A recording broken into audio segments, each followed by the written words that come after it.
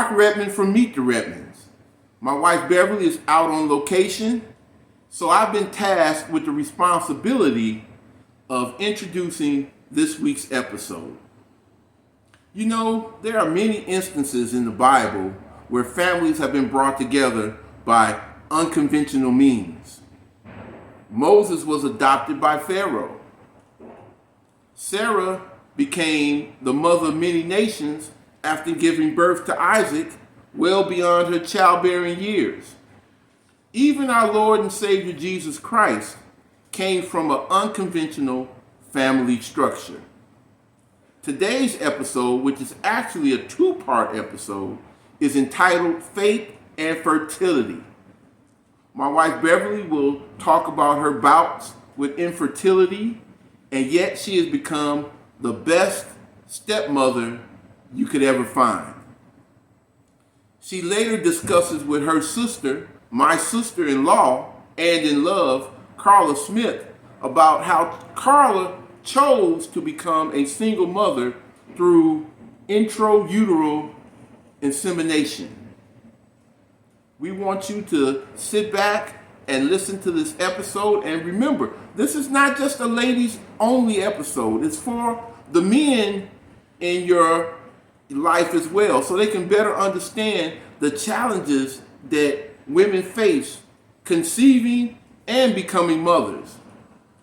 Make sure you look at the book information at the bottom of your screen and order your copy of Finally I Do Again or our other award-winning book, Revelations of a Real Man or Woman.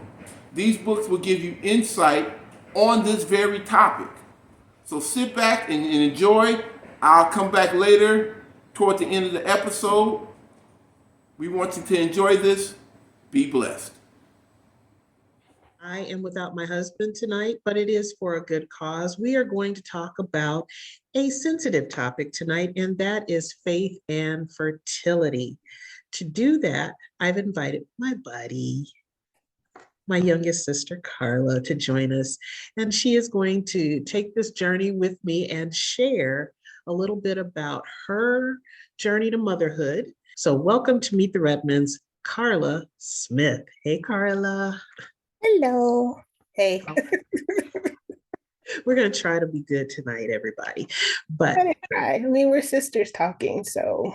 Yeah, we are family talking, and it is a good subject, really, to really battle. It's one that we don't often hear in church circles or faith circles, and that is about fertility. So before we get really into this, tell us a little bit about you. Who is Carla at this point in her life? Oh, boy. That question I did not prepare for. I'm kidding. Actually, I'm not. Who am I today? I am a working single mom by choice of a 1-year-old, energetic, beautiful little girl. So I work in IT. I work in higher education. So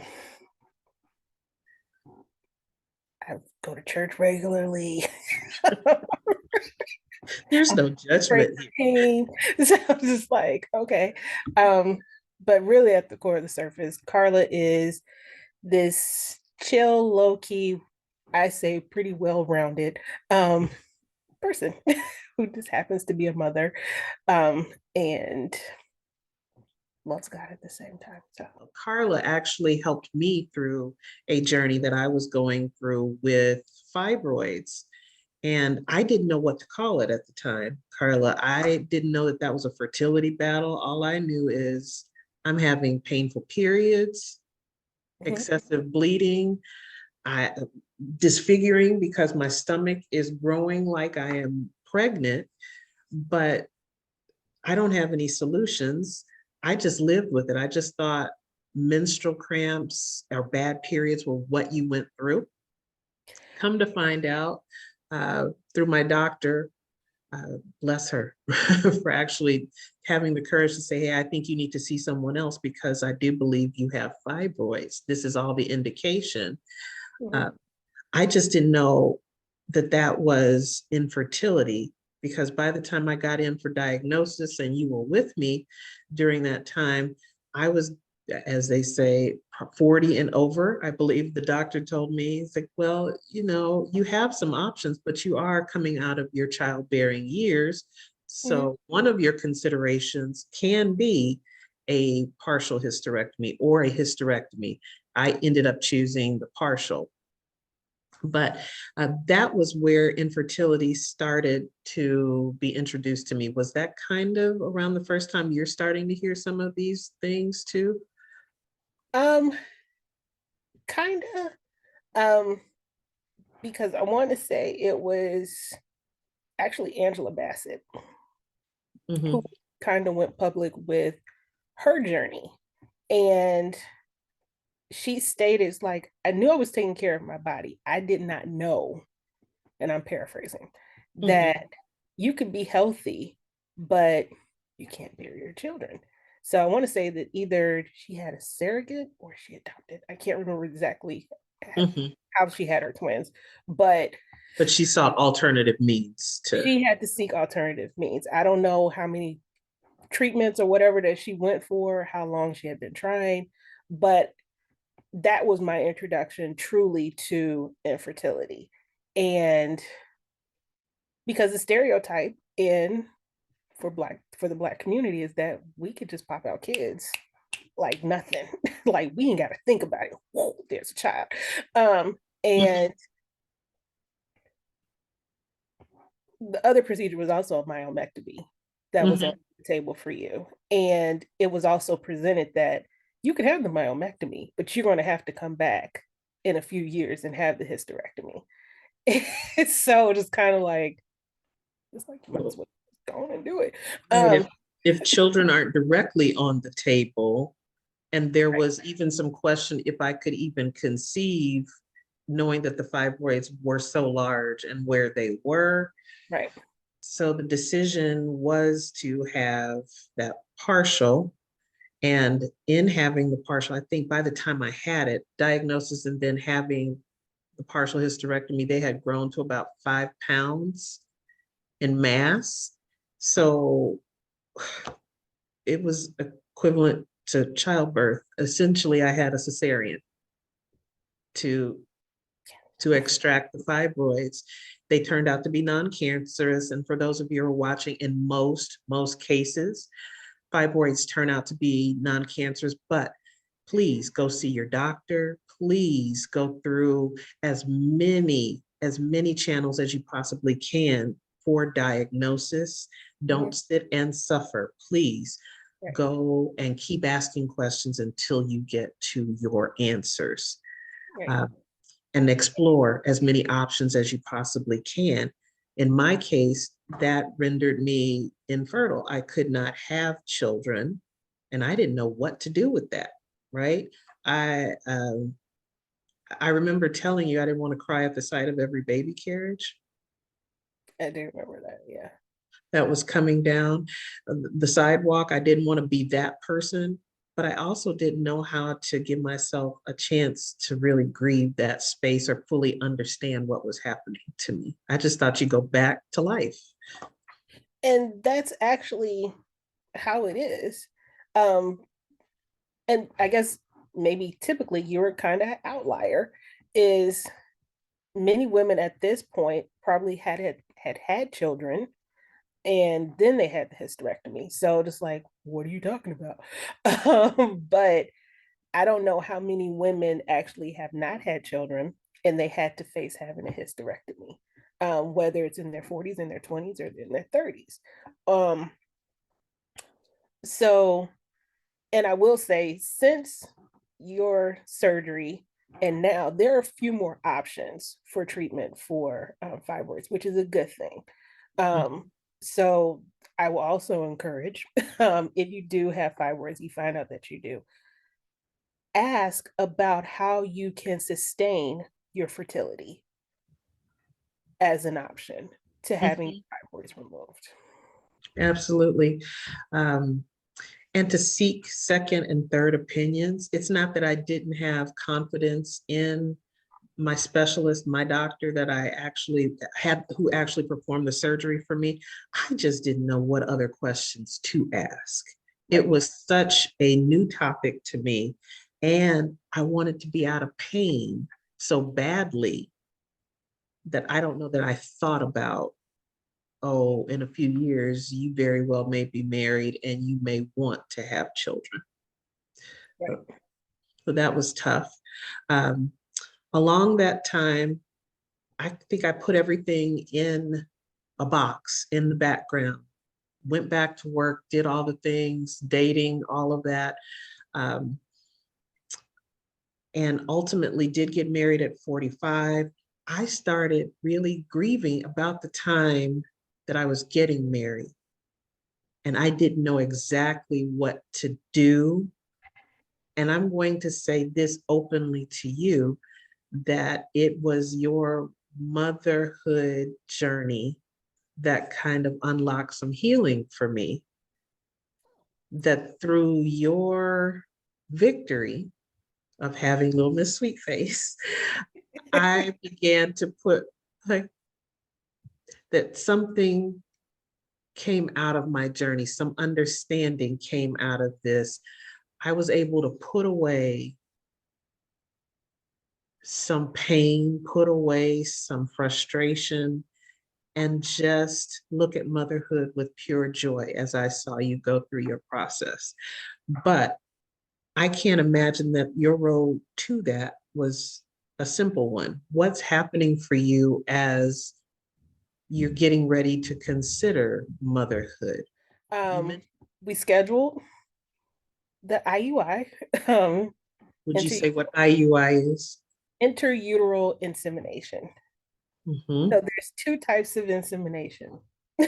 So, which they can go use a catheter and to go all the way up into the uterus to inseminate, or they can just do it kind of right within the woman into our parts.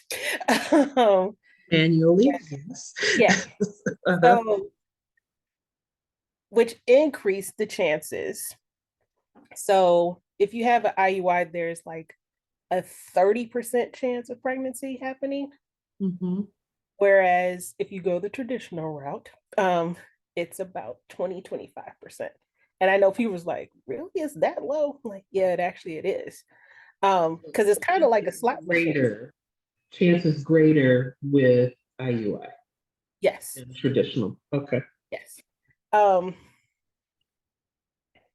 Yeah, it's almost like a slot machine. You have to get the timing just right within the women's cycle to actually do this. And there has to be several things that are in place, like the number of follicles you have, because you need your follicles, as you call them, juicy Lucy's. You don't want me as your wing woman if you don't want to laugh. Juicy Lucy's, yes, is what I call it. But the woman needs to have the fertilized egg. It's like little fingers to guide it through the fallopian tube into the uterus. And of course, we ain't go through all that in biology class. Just saying. No, we didn't. None of these options get discussed as you are.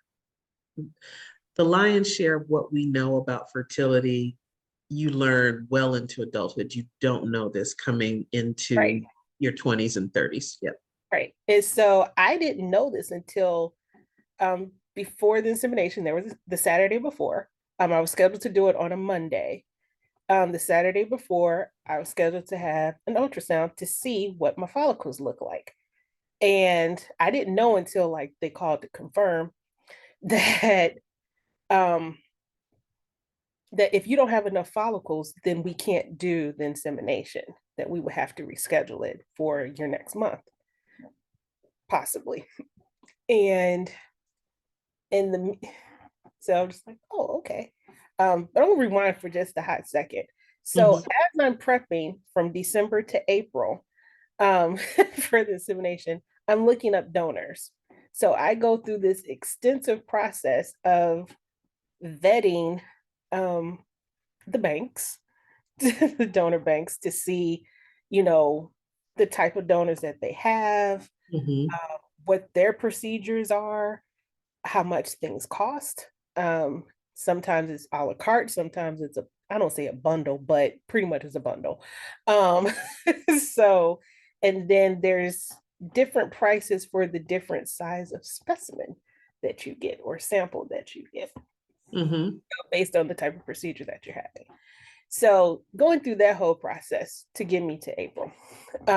So I had finally picked a donor and got the specimen and had it shipped to the doctor's office. So it's just hanging out there on ice. So just like, okay. Waiting for the opportunity, right? Mhm. Um, so we get to the Saturday before and find out I have plenty of juicy Lucy's follicles, Mhm. but there was a few that weren't as mature. Um, and so we changed it from doing the insemination on a Monday to a Tuesday. Had you told anyone other than me what was going on? You started telling, you said your worship arts leader a bit of what was happening, but what about other family members? What was your thought process around that? So I had made my decision of what I was going to do. So I had I don't say softened the blow, but I had talked to mom and dad Mhm. and, gave them the heads up that I was looking at what my fertility options were. Mhm. Um, Even though I knew I was leaning closer to being a single mother by choice. Um, but I wanted to kind of give them a chance to kind of like wrap their brain around. It's like, oh, this is where her mind is right now. Um, but once I actually made this, told them my final decision, then I went on and told um, our siblings. So I had told Willie and I told Joanna, what I wanted to do. And so it's like, oh, okay. Mhm. Um, and Everyone was okay. everybody was okay. Mhm. So when I first talked to Joanna about it, she was just kind of quiet. And so it was sometime later that we talked, and I said, well, you really didn't say anything. And so she said, well, in my training, we're really not supposed to. It's just like you just sit back and you listen. And she said, but you had already made your decision. You weren't coming to me to ask permission. And I'm paraphrasing. So, so it's like, oh, okay. And that's important. And for those of you who are watching, our sister Joanna, the one who has the Harmonious Balance social media platform, also is a counselor by trade. She's also an engineer, but in her counseling training is what she's referring to as saying, in my training, this is what we're supposed to do, to sit and listen. And Mhm. often when advice or when we're given information, the first thing we want to do is start dispensing advice. And I think that was a good lesson to me. Just sit and listen sometimes. You don't always have to give the biggest response. So, yeah. The one I was more nervous about actually talking to was actually our brother. Not that I thought he was going to be against it, or I don't know. He's a brother, and so just like I didn't know, just didn't know. And Mhm. so, again, I'm paraphrasing. He was just like, oh, okay, cool. He said, families look all kinds of ways. Isn't And that the truth? Yes. Mhm. he said one of the biggest joys out of his life was being a dad and Mm. his children. And so just like, okay. And so he said, this would be an interesting time. He said, because, you know, my kids, talking about his, um, basically it was just them. And so they had all of our attention. He said, but now they're grown. So now this little one would have all our attention.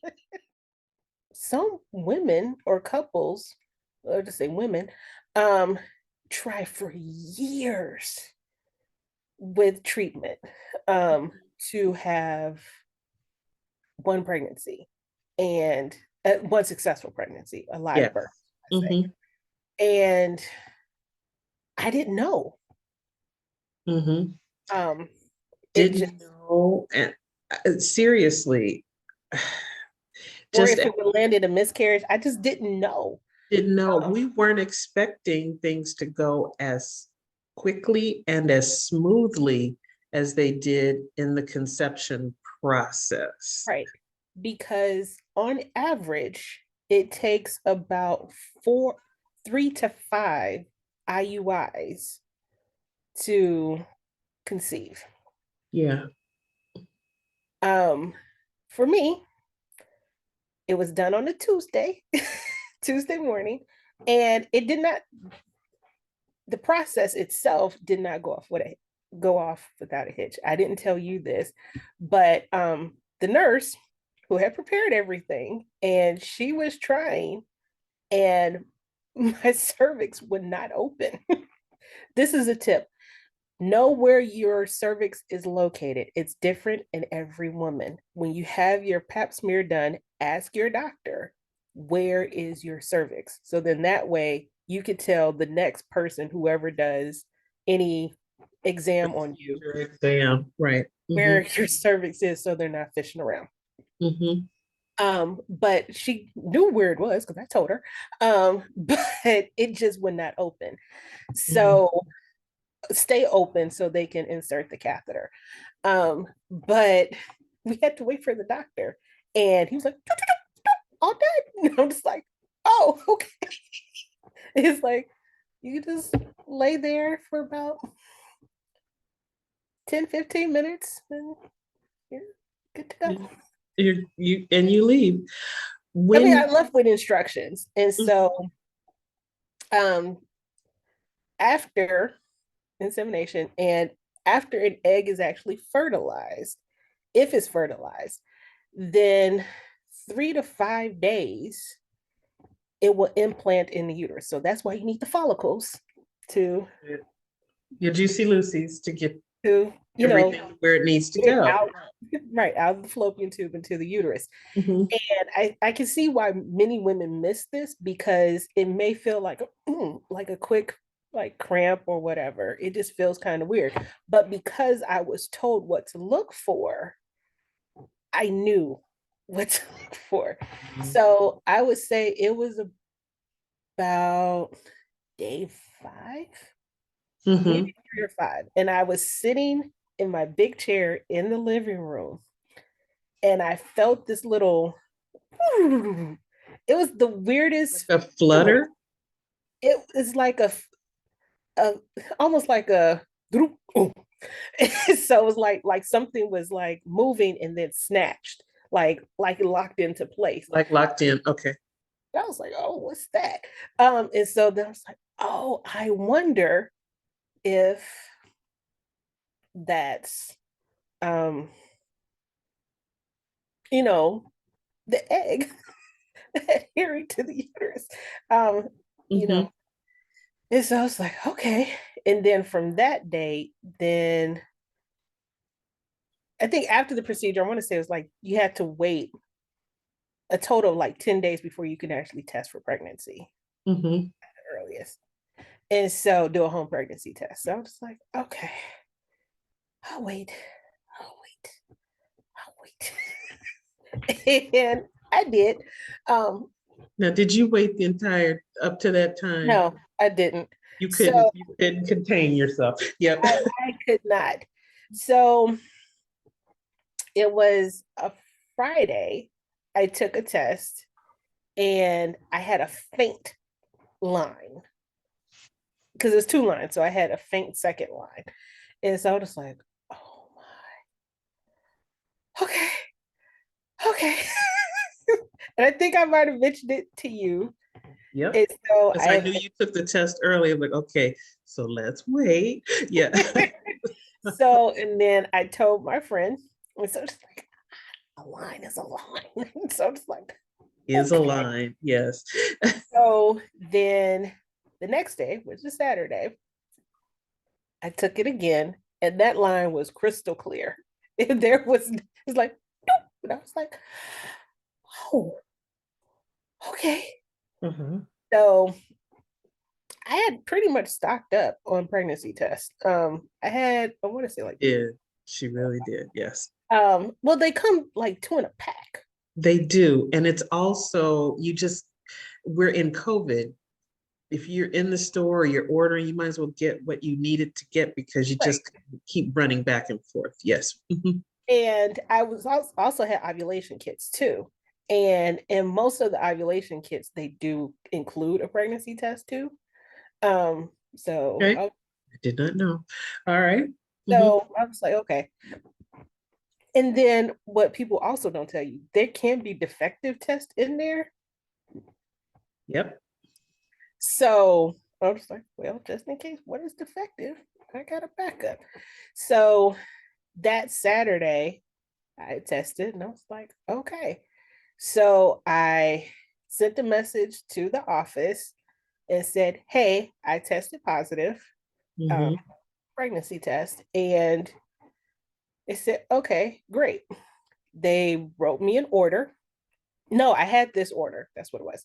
So I had this order to go get the actual tests done, to get blood work done at the lab. I had to wait. Um, and so, and it's to check your hormone levels. And I forgot what the actual test is called. But Mhm. when you're first pregnant, it's a certain range, and then as you progress, then that number is supposed to increase, and that is a sign of how viable the pregnancy is. And if that number is decreasing over time, there's a chance that the pregnancy is ending. Mm. Mhm. So I had to do that, get checked 3 times. So, and then that Saturday I had another ultrasound. So I would have been, I guess, technically like 7 days, right? Um, and so, um, There so were a yeah, lot of doctors visits. And I'm back. Hopefully, you enjoyed this episode of Meet the Redmonds, Faith and Fertility Part 1. I think a lot of information was given out, and hopefully, this will bless someone and give them insight on the possibilities of conceiving and becoming a mother.